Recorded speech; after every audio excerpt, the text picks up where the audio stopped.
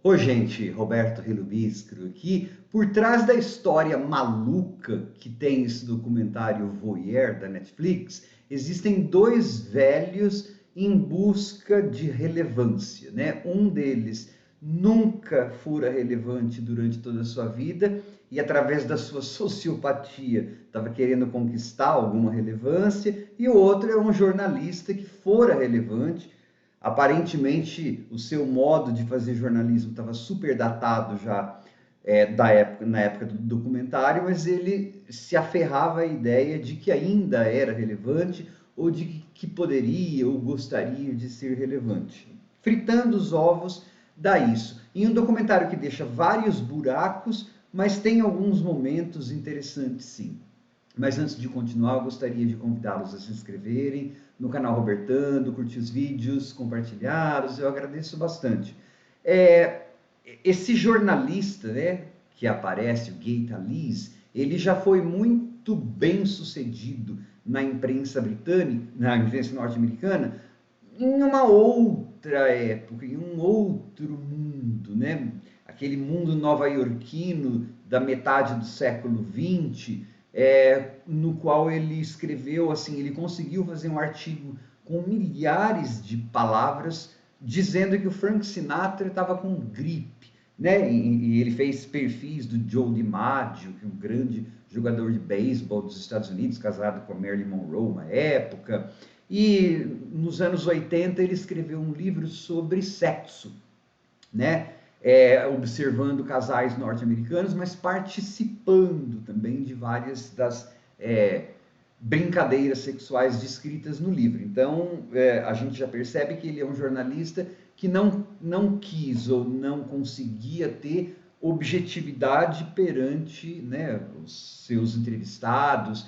Esse fato é muito marcante porque em 1980, um dono de um motel no Colorado, depois que o Gay Talese publicou esse livro sobre sexo, entrou em contato com ele dizendo que tinha uma história muito boa para contar, só que teria que esperar um tempo porque ele tinha medo da repercussão. E durante décadas esses dois caras mantiveram contato, e mesmo no documentário, que foi feito em meados dos anos 2010, né, os documentaristas também passaram muito tempo com esses dois caras, eles juram amizade eterna, mesmo depois do livro ser publicado, também complicado nessa questão de objetividade com relação ao que você está estudando, ou que você está falando sobre. Né? Por isso que, por exemplo, algumas coisas você não pode ter essa proximidade, relação psicanalista analisando, relação jornalista, pessoa com a qual você está contando a história, porque senão você acaba sendo iludido de boa ou má vontade, né? Mas qual era a história que esse tiozinho aí esperou décadas para contar para o jornalista? Que ele comprara um hotel, né, no Colorado, e que em alguns quartos ele construiu um Eric, né, um sótão, e colocou alguns buracos. Ele fez a casa de maneira que ele pudesse observar, por isso que chama voyeur, os hóspedes que ficavam naqueles quartos que tinham o buraco. Tá? E aí, claro, ele gostava muito de ver as pessoas fazendo sexo, é a coisa que ele mais gostava de ver, e aí então ele desesperadamente se masturbava enquanto via essas pessoas, e aí, para mentir para si mesmo e para nós também, dizendo que ele se achava como se fosse um sexólogo estudando as pessoas, né? A conclusão assim mais profunda que eu vi no documentário que ele chega é que as pessoas diferentes fazem coisas diferentes. Uau! Que cientista social é esse, hein? Maravilhoso. Como bem diz uma das editoras da revista New Yorker, é um sociopata, né? Eu já diria assim, é um tarado punheteiro, um velho punheteiro. E aí, então, depois de décadas, esse velho punheteiro decide reerguer, né, o seu contato com esse jornalista para finalmente publicar a história. Tá? Só que os dois personagens têm muito em comum, né? Ambos amam ouvir as suas próprias vozes e não tem nada de ético. Então, o que a gente vai ver é uma série de encontros, desencontros e de manifestações de apreço e amizade e brigas entre os dois conforme as coisas vão se encaminhando para o artigo que o jornalista está escrevendo para o New Yorker, que é uma revista chiquérrima, né, badaladésima de Nova York, e depois um livro. Porque daí tem uma hora em que, assim, finalmente parece que cai a ficha daquele grande jornalista, né? Aquele tiozinho velhinho, ele era super, assim, não confiável, um narrador nada confiável. Ele fala, por exemplo, que ele viu um assassinato, que ele poderia ter sido culpado por esse assassinato, e o jornalista, na verdade, ele está tão inebriado com a vontade de publicar essa história, custe o que custar, para ser relevante, que ele nem vai checar os fatos. E aí vai dar um escândalo. E aí você vai ver, inclusive, o jornalista brigando com os documentaristas, que acabam sendo voyeurs também e acabam caindo na mesma esparrela que eles tentam criticar, né? Porque eles também passaram muito tempo com aqueles dois caras e, de certa forma, eles acabam caindo no jogo. O documentário, para ver essa coisa essa relação doente entre os dois, né? Porque os dois são colecionadores de coisas, os dois são sociopatas do seu jeito.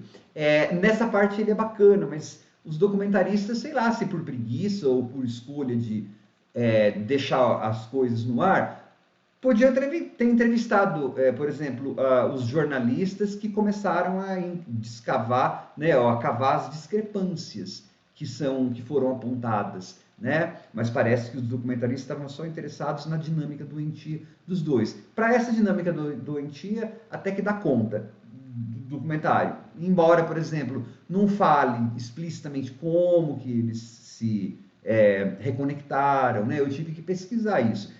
O jornal Gay Talese procurou o tiozinho, lá no caso o vovozinho, que é estranho para burro, né? Bravo para burros, especialmente o tiozinho punheteiro, ele tem muito ódio naquele coraçãozinho dele, e tem um complexo de Deus, uma coisa assim, né? Enorme.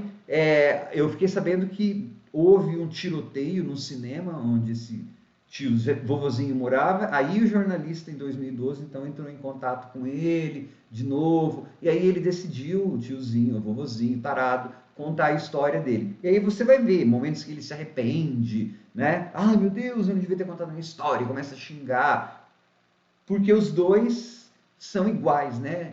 Naquele período da vida. Eles estavam se agarrando às últimas esperanças que eles tinham de ter alguma relevância, então eles não viam, eles estavam cegos, tunnel vision, visão de túnel, para as ações que eles tinham. Sintomático que ambos tenham acabado ganhando um documentário na Netflix. De uma forma ou de outra, eles conseguiram a relevância que eles quiseram sob a nossa anuência, porque eu acabei assistindo ao documentário, então eu também sou voyeur. Daria, assim, muitas camadas de discussão se o documentário tivesse, sei lá, colocado umas 2 ou 3 talking heads, cabecinhas falantes a mais, para jogar algumas sementes de discussão, né? Um psicólogo, um sociólogo, um jornalista falando sobre ética, essas pesquisas. Nossa, ia ficar 3 horas. Não necessariamente, porque tem umas partes do documentário que são repetitivas, que eles fazem recriações em casa de boneca, das cenas, algumas coisas que não precisavam ter e que poderiam enriquecer mais. É um documentário, assim, escandaloso, né, de tabloide, dessa história maluca desses dois vovozinhos, que nem, agora em 2022 nem sei se estão vivos ainda, tá? Como curiosidade trash, assim, de gente doente, até que dá para ver. Tchau.